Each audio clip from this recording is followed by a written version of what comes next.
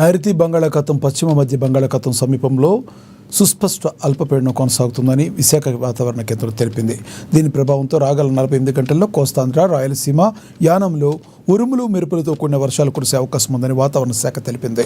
నైరుతి బంగాళాఖాతం పశ్చిమ మధ్య బంగాళాఖాతం వద్ద అల్పపీడనం కొనసాగుతుందని విశాఖ వాతావరణ కేంద్రం తెలియజేసింది. ఇక ఇదే ప్రాంతంలో సముద్ర మట్టానికి 5.9 కిలోమీటర్ల ఎత్తులో ఉపరితల ఆవర్తనం కూడా కొనసాగుతుందని పేర్కొన్నారు.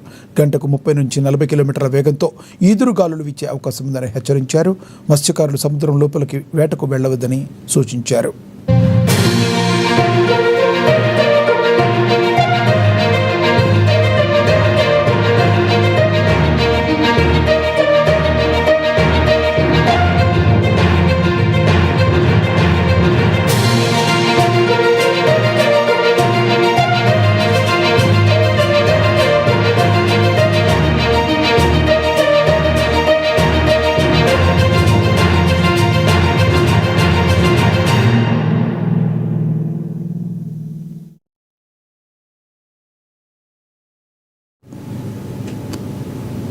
నైరుతి బంగాళాఖాతం పశ్చిమ మధ్య బంగాళాఖాతం సమీపంలో సుస్పష్ట అల్పపీడనం కొనసాగుతుందని విశాఖ వాతావరణ కేంద్రం తెలిపింది.